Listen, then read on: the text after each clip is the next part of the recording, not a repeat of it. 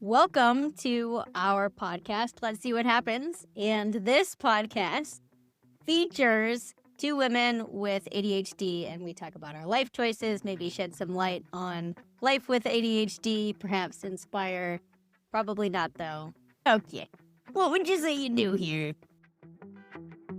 It says recording in progress. Ooh, Yeah. that's I pretty don't fancy. I don't want to see myself. I just want to see you. That's okay. I can Great. see your chest. I can Oh. see I can see up to the eyebrows, which is great. It's perfect. Okay. Hi. Welcome to Let's See What Happens. Great to be here. It's fantastic. How was your holiday? My holiday was overall good. I think there was probably a little too much drinking involved. And by I think there was a little too much drinking, there was definitely too much drinking. But I also think that's why the holiday went well. So mixed bag. Interesting. Natalie, how was your holiday? It was good. 2 kids, so Santa came, all the Santa things, the tree and the presents. I don't have children, and so I'm afforded the luxury of not having to make Santa happen. But I do have parents, which in some ways is like having kids. And speaking of parents, you'll notice my cool background today. For our listeners who can't see us, I'm dressed normally-ish today, as we've discussed my various states of costume. But today, I have what appears to be the background of An 18th century Victorian home. Are you in some sort of museum? Wait, your mother-in-law can't hear me, can she? Oh, she definitely can't. Even if she were here, she could not hear you. Great. Super. I am not in an 18th century museum, although it is sort of a museum, right? We're in my mother-not-in-law's house, and we are preparing to clean it out to sell, a house that she's lived in for a long time in various states of ability to care for the house. And so we have lots of really, really nice things juxtaposed alongside full rooms filled with papers that she just didn't have the emotional energy to go through. So it's going to be a mixed bag. And how are you feeling with your ADHD as you approach this monumental task? Honestly, I'm on fire, Natalie. This is the kind of monumental task that has so many side quests. I'm looking around. I was like, I need to know what is the completion level that you are hoping to get to? Because if I know, then I can just run at it. And so one of the things that we need to do is get all of the trash out of the house. And I was like, let me at it. Because I am really excited to just go through with giant contractor bags. And it feels like a video game where I'm just going to be picking up items and collecting them in a stack and then throwing the stack out to the curb. So I'm looking forward to that. Yeah. Wow. That sounds great. For you, not for me. Yeah, I mean, if I was there and they were like, Nellie, go through this trash, I'd be like, it sounds like you just asked me to do something. So I'm going to go ahead and say no. And then I'll feel bad about it. And then I'm going to circle back about 20 minutes and do it my own way. I think at this point, Eric and I just have the agreement that I'm going to go about things very different. He's like calmly going through papers in the other room. He's like opening envelopes. Yeah, like one of them was a tax return that hadn't been filed. And I was like, okay, well, you're on that duty. And I'm going to go record this podcast with my friend and then wholesale clean out a room. Then we'll meet up. Go. We'll meet up. His underwear, though. He is, yes. So in terms of who has clothes on, I think you're winning. I don't want to point fingers. But, I do have more clothes on, so I am winning that race. Yeah. Although I don't really know that having more clothes on is winning. Anyway, today we're going to talk about two really fascinating opposite ends of the ADHD spectrum. But first, we should introduce ourselves because we still have failed to do that this round. Natalie, would you like to start introducing yourself? Sure. I was listening to something and it was saying that how people identify themselves often has to do with things that actually aren't themselves. And so when I go to introduce myself and I'm like, I'm a mom, that's not actually who I am. That's just one of the things that I can have as a thing that I do, maybe. I don't know, I'm struggling for words. So I'm not going to say that. That makes sense. So how I'm going to introduce myself today is more like how I view myself as a person, which is I view myself as a happy, kind of bubbly, go with the flow kind of person that has this calm energy, except for when I don't want it to be calm. What's even more interesting is when I'm a little bit stressed or not super chill, people think something is wrong. Like when I've been at the rink, for example, and I'm coaching and a kid's like, I can't find so I'm looking around. I've had parents come up and be like, are you okay? And I'm like, I'm just doing something.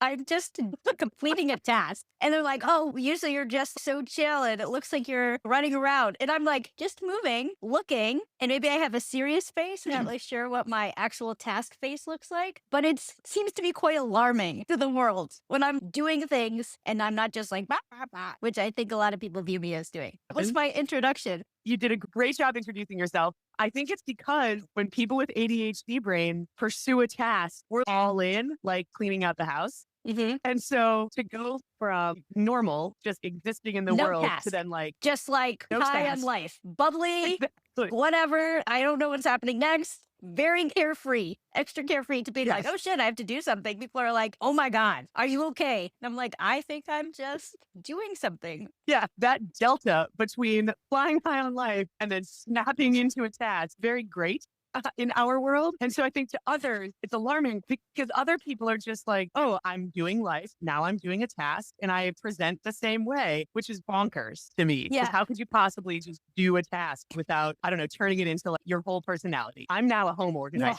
Yes. I'm Lauren. I'm You're a a home museum organizer. owner. Yes. You're a museum director. Yeah. I'm a museum curator and we're going with a minimalist curation here. We're de-curating. I really like the way you introduce yourself. So I'm Lauren, and I am a chaos panda. I think that's how I would describe myself. If I think about like really what is the nest of me, there's a lot of parts to a panda. They've got really sharp teeth. They've got big claws, but they're also cute and fuzzy and roll around in a chaotic way and seem to not really have any sort of direction, but everybody loves them. Who doesn't love a panda? I don't know. So, You know what? I would also add to that with your personality. I think just this incredible love of life. yes. Just like loves every aspect of every part of life. That is true. That is true. And I feel like an animal that was nearly completely extinct probably has that same love of life. They're probably like, dude, this is great now. We are protected. People love us. I've got little caretakers and booties. They have fairies that now bring them bamboo and other food items and playthings. So yeah, I'm going to go with chaos panda. I think if I was going to pick an animal for myself, it would be Dory from Finding Nemo. It's perfect. Oh my God, that's amazing. Just super happy, doesn't really know what's going on, also doesn't really care. Makes the movie happen. Big character, doesn't know what's going on. That's me. Incredible. I love it. Yeah. Okay. Well, now that we've introduced ourselves, I think today's topic is going to be really interesting because you and I exist on two opposite ends of one spectrum, which is weird because normally we are two people sitting on the same side of the ADHD teeter-totter, just holding it down. No one else can get on. But in this case, you're at one end of a spectrum and I'm totally at the other end. Natalie, today, will you tell us a little bit more about aphantasia? You've dropped some teasers. Yes, I will. Okay. I say aphantasia. You say aphantasia. Yeah, I don't know which is tomato, right. tomato? Okay. I'm just going to say it my way and pretend like I know what I'm talking about. So I didn't realize that I had this until 2 years ago when I was in the car with my husband and we were driving and we were listening to this radio lab and this random episode on aphantasia comes along. And halfway through it, we both looked at each other and I was like, this is me. This is what I have. And there's different kind of grades of it, like anything, maybe a spectrum. I can't picture things in my head. So going through this my entire life, I haven't been able to picture things, which if you can imagine someone who has trouble paying attention and then I don't have any pictures to hang on to, I am like so far out there that I don't know how I've existed, basically, with ADHD and aphantasia. And this is my whole thing growing up. My mom used to be like, Nellie, you never remember things. I don't have a lot of memories because I don't have the picture of them. I know where I've been and I can recall it in some experiences, but I can't picture it. So my mom was always like, you're not paying attention. You don't have any memories of all these great things I've given you. And I'm like, I don't know. And I remember maybe it was in high school. I tried to picture my dad's face for some reason. Maybe we're talking about dad's faces. I'm not sure. And I remember being like, that's so weird that I can't picture it. I don't know what he looks like. I could say like blue eyes, brown hair, but there's no image that comes into my head. And I was like, that's weird, but I have ADHD. So I was like, well, moving on. I guess just that's normal. Didn't think about it, but I was also captain of my sports teams. And one example would be like in field hockey, right? As captain, I'm given these certain drills that I have to run. I cannot picture them. And so I was constantly getting in trouble because I couldn't figure it out. She's like, Natalie, lead the drill. And I'm like, I don't know what this means. So I would just run around and kind of do something, then get yelled at and then sort of figure it out. And that still happens today. I'm coaching. I can't picture any of the drills. So I'm worse than the kids. I cannot do it. It's so crazy. And I think maybe unless you have it, you can't think of what that's like, just having no pictures in your head. So I was talking about this with a friend and they were like, so what happens when you're given a direction? I'm like, well, nothing. I can't read directions. I bought the kids. for Christmas. It's true. All of these games. And then I read the directions and nothing comes into my head. I'm like, well, I don't understand this game. I look at a YouTube and I understand when it's on the screen. And then I go to the cards because I can't transfer the image. It's like a whole new game. I don't know. I can't do it. So directions I can't do. I can't take some sort of verbal something and put it in. We built this house. And I remember the contractor, he would like walk me through the house and say, is this bathroom where you want it? And I'd be like, I don't know. Is this where it's supposed to be? I don't know. He'd show me the plans. I'm like, that looks like a rectangle. And then he'd show me and I'm like, this looks like a bunch of wood. Cannot picture it. I was the most unhelpful person.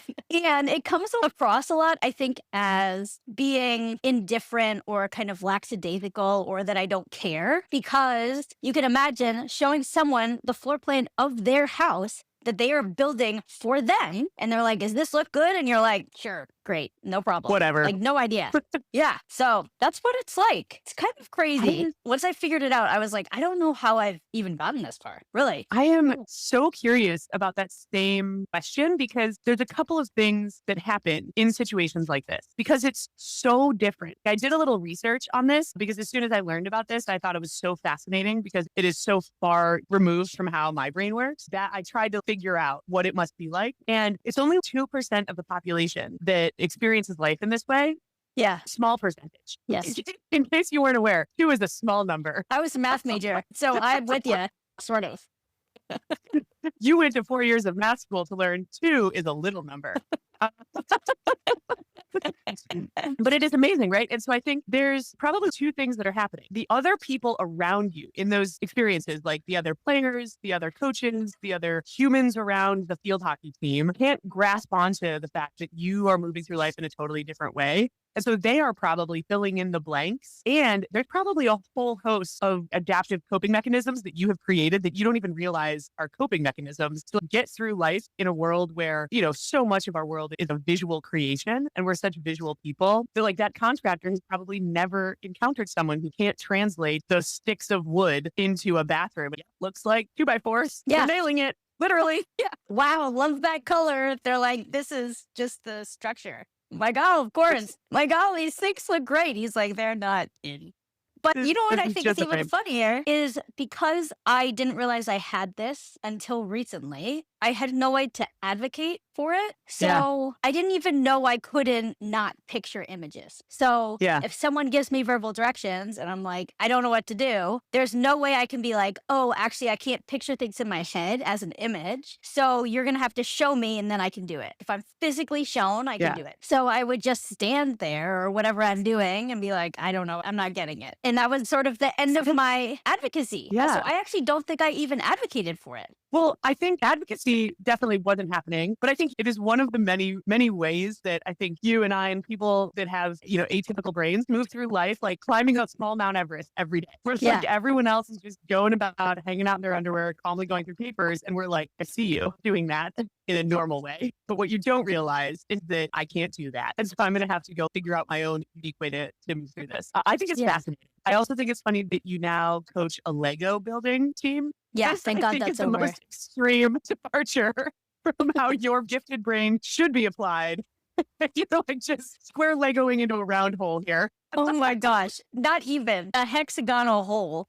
It's amazing how much I feel like other people rely on images. And when I see, it's like, I can't picture people's faces, right? But when I see them, I recognize who they are and I understand that. Like, and sometimes I can keep images with me. If I've recently seen an image or I have seen a video, I can take that. Like if I see a picture of an apple or I see an apple on the counter and then someone's like, picture an apple, I can picture that apple, but it feels like I'm using my memory, my short-term memory, not conjuring up an image. And I was a pianist, right? So I went to school for piano first, and anything in school, if you don't have a mental image to go along with it, now I'm realizing makes it very hard to remember because again, I have to physically do it. So once I physically do it, and maybe that's why I'm more athletic because I have to do everything to remember it.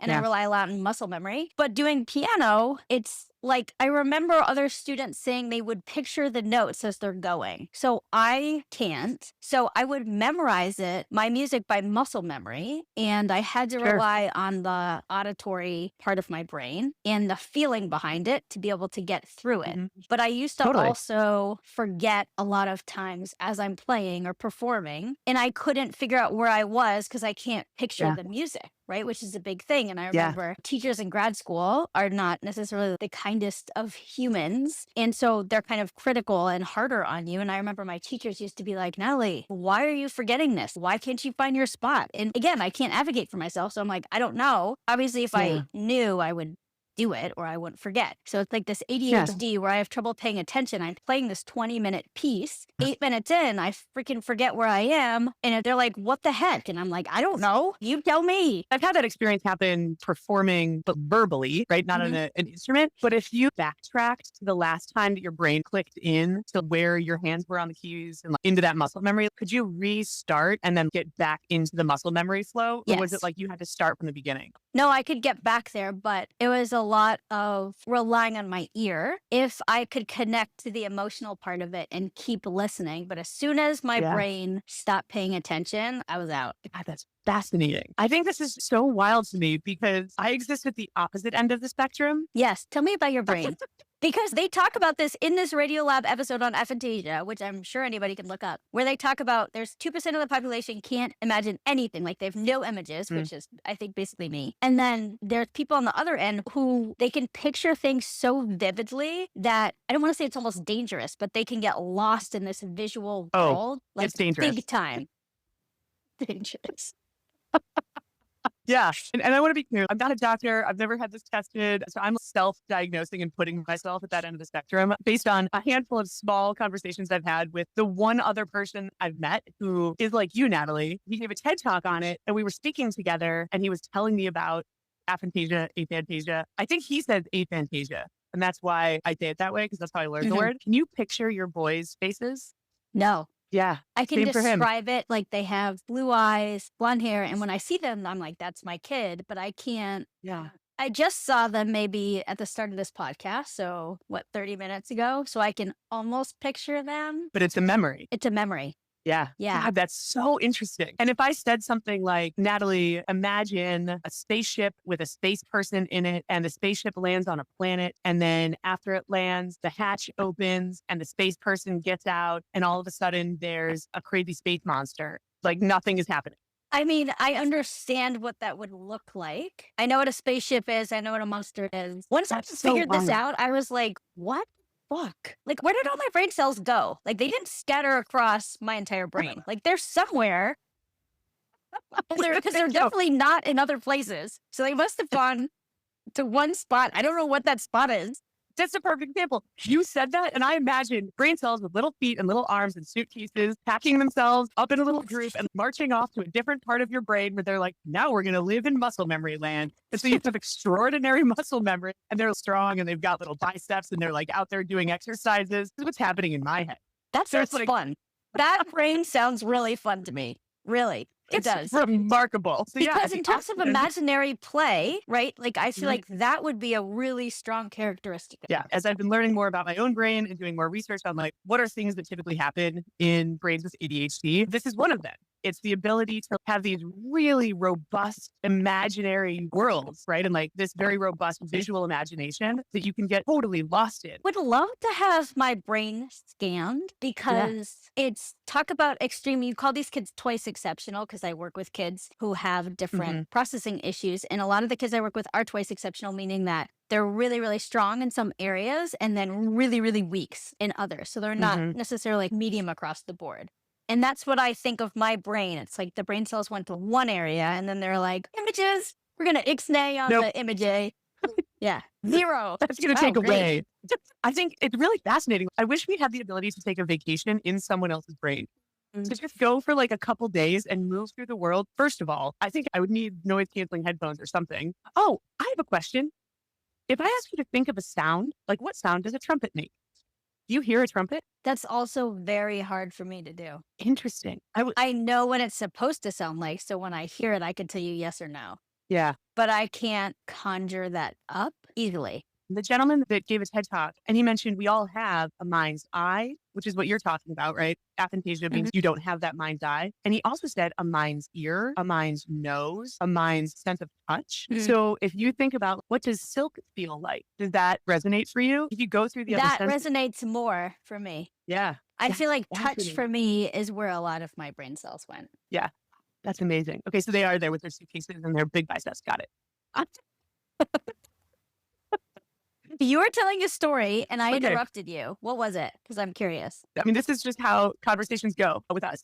So I don't really even remember the story I was talking about, but running. So people often ask, how do you keep yourself occupied for that amount of time in your brain? And I look at them every time and I'm like, it is the best. It is hours on hours on hours of being able to choose how engaged with the visual reality that I'm moving through or how not engaged. And there are days where I will be like, I want to go for a really technical trail run where I have to be focusing on what the actual reality that I'm moving through looks like, right? Like, don't trip on the rock. Don't run into the side of the mountain. You have to pay attention. And then there's days where my brain needs time to not have to be paying attention to what the world looks like so that it can just go and create its little fantasy land for whatever I want to think about. And I didn't realize it until I heard you and this person talk about aphantasia. But it wasn't until I heard this that I realized, like, oh my God, I think my brain is actually having to spend energy to be engaged with the actual reality. And its normal state of being is just taking inputs and being like, oh, but what if this mountain that I'm running in was actually a giant rocket ship and the whole top could come off? And then what would happen to the rocks? And I can imagine the whole thing happening. And it's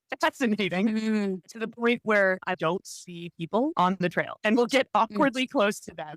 All of a sudden I'm like running up on them and it's like, oh my God. People are like, how did you not see that human-sized human right on the single track trail directly in front of you? I'm like, well, it was really tough because the mountain was exploding. I was actually doing things and saving the world. You're welcome. They're like, pretty safe. Thanks. I'm like, you don't know. Okay. You don't know. You know, I do that with words. People will give me an instruction and I will not hear it. I won't process it. So that's some other deficient thing my brain does. You know, what's also interesting is I have had people who have asked me this question throughout the course of my life, and it's, what are you thinking about? And usually my answer is nothing. Like, I don't have words in my head. I don't have images in my head. So if I've ever gone to a yoga class and they're like, clear your mind, I'm like, yep. Like right now, if I stop talking, there's nothing going on in my brain. Nothing. Wow. I wish people could see my face right now. Like, I can't make it any more surprised. I don't think it's like a plus. There's literally nothing going on in my head. That's positive. I think it's a huge positive. Because when I go to a meditation class and they're like, clear your mind, I'm like, how long you got? We got to hit pause on the whole save the world journey that was happening. We got to hit pause on a conversation that I was replaying in my mind and wondering how it actually went. We got to hit pause on the plan that I'm making to become an interior decorator that's never going to actually happen. All of those things have to like get paused on and then put away into shelf. I'm even imagining it now. I'm imagining like going into my brain and like somehow filing them. I can't stop. That's amazing. My mind isn't necessarily scattered, right? Like, again, I can stop and there's nothing going on in my head. So I very much can be in the moment, but there's a lot of things that I also miss and I'm very forgetful. Yeah. I don't know. I remember when my husband was first like, what are you thinking about? And I was like, nothing. And he was like, no, seriously. And I was like, nothing. He's like, there's nothing going on in your head. I'm like, no. He's like, no words. Nope. No pictures? No, I'm not exaggerating. There's nothing going on in my head. He was like, but how do you think? I was like, I have no idea. And your body and your ears. Yeah. Yeah. I didn't realize that that was a unique thing until I started being like, no, there's nothing going on in my head. And people were like, I'm sorry, what?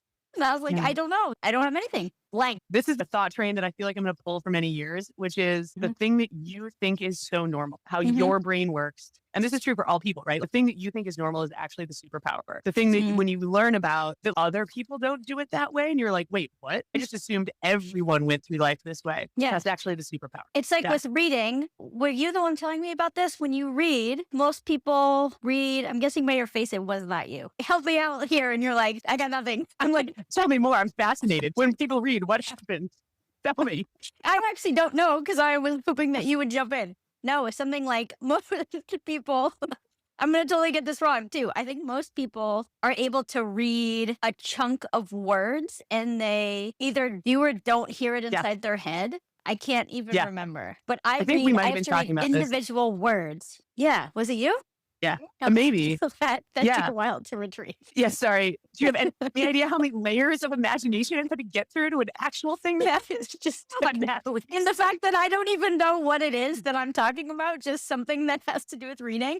That's as far as I got. The way my brain does it is not the way that whoever I was talking to and most people's brain does it, where I have to read individual words. Mm-hmm. And that's it. Whereas people can read chunks and then they imagine it. Yeah. Which is why I'm probably such a slow reader. Yeah. Eric and I were having this conversation where it's the same for him. Like he'll read each word and other people can stare at the page and kind of pick up the important words and then get context clues and fill in the blanks and make the mental picture, which is really interesting. I would be fascinated to know, did you ever have to read Shakespeare in high school? Oh, God, no, thank God. Sounds like my nightmare. Oh, no, I think you would like it. Well, I guess if you don't have a mind's ear, it would be harder. So plays, and especially plays that are meant to be heard, right? Like where the sound of the words matters. I feel like that would be a whole different reading experience for you, but you would have to imagine how the word sounds, which I think would be hard. So basically, never mind. Don't do it. Also, paying attention to that seems hard. There's a lot of things that seem hard about that. Fair enough. I have one more question about your brain, which is because your brain is the opposite of mine, and you're the kind of person who, when you experience something, right, you have a lot of tears. You have like happy tears. Like it brings you so much joy or emotion. Yes. Right, which I think is very unique. Yes. And do you attribute that to your ability to get so far into kind of the mental image that it has this like whole body impact on you? Wow, that is a great question, Natalie, and incredibly perceptive. Yeah, I think so. Yeah. I think that for me, part of why I seek out volume 11 experiences is because I want everything to feel that way. So even in an experience that would otherwise be neutral, like we were skiing once through whiteout fog, which is, I imagine, a lot of what the inside of your brain might look like. Yeah, just like static. No visual input. Not even, just nothingness. Yeah. And I'm imagining this very specific moment where we were uphill skiing through this whiteout fog, and out in the distance, there was the outline of a tree that finally came into view. The vague outline of the shape of the mountain that we were on came into view. And I was overwhelmed with how extraordinary it was. And for me, I was seeing all the little ice crystals in the air that make fog, and they were all glittering. And if I just focused a little bit more on them, I felt like I could make them more brilliant. And the same with the shape of the land and the shape of free. If I just tried a little bit with my brain, even that whiteout fog experience would get to volume 11. And I think I remember being like, oh my God, it's so beautiful here. And being like, well, I'm scared as fuck because I have no idea where we're going.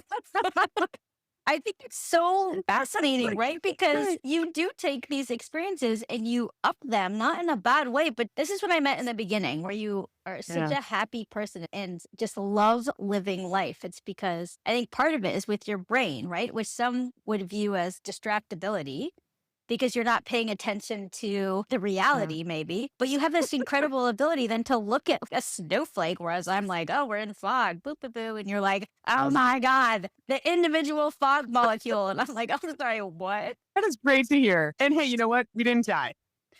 And we didn't die. Bonus. But it's an incredible part of your brain. Like, how cool is that? So cool to take something and make it into this volume 11 experience. Mine's the opposite, I think, where I'm just like, boop, boop, boop, boop. What's going on in your brain, Natalie? Also, still nothing. Still nothing. Yeah, but I also think like at the other end of that extreme, right? It also means that something objectively bad could be happening and you're not phased. You're like, well, we're going to figure it out. It's fine. We just need to like do the next thing. All right. That's very much my personality, actually. People are like, oh my God. And I'm like, well, I think we're good because I can't easily create a visual narrative in my head. I can't. Right. So like for me to think of multiple steps down the line is almost impossible for me. Yeah. I can understand the outcomes of things and I understand the consequences of my actions, but to picture it all out, I don't have these doomsday scenarios that I can travel along for very far. Totally. Whereas in my brain, we talked about like how this could be like dangerous. In my brain, the thing that I struggle with is I have to actively try to not disaster fantasize. Oh, interesting. Yeah. And it has to be a conscious effort to not imagine. Like I have a bunch of issues with an ankle. And for years, I had to consciously practice not imagining myself rolling that ankle and having it shatter into a million pieces in the middle of a run. Oh my God. Yeah. Especially because if you believe that your mind and your images and your beliefs create your reality and you're constantly catastrophizing, that's going to create that. Whereas I feel like I can very much be like, well, I'm not going to really picture that. I can't anyway. So I'm just going to focus over here on all the good things and then go with that. And it's very easy for me to do relatively. Yeah. You can't disaster fantasize. That is so cool. Yeah. Brains are amazing. I mean, I think it's cool. Yes. Oh my God. But it's interesting because it's two ADHD brains, completely different abilities, completely different. Totally. Man, I could unpack this for a lot longer. But, to our 8 listeners, how do you see the world? That would be interesting too. Yes, please tell us. Not on a group text, obviously, in case we get that memo. Tell us individually or send us a carrier pigeon. I don't know. One of those. Definitely carrier pigeon. Please do that. That would be novel and really fun. Yeah, so good luck training your pigeons. Let us know how that In the takeaway, you said the first takeaway, which I can't even recall. Oh, the first takeaway was somebody please invent a machine to let me experience Natalie's brain and vice versa. Yes. Yes. And other brains, but that'd be cool. And then the other takeaway, as we as human beings learn more about how different people experience the world, I think there's a real opportunity here to, when you encounter someone and you're communicating with them and it looks like they're not understanding the directions you're giving them or they're not executing on them, right? I think open up the possibility that what if what's happening is that they just can't see things the way you do. Like that, I think has an extraordinary ability to have a lot more compassion for humans. Or conversely, like if you're telling someone something and it looks like they're lost in a faraway land, maybe ask them to explain it to you because it's probably awesome. Right.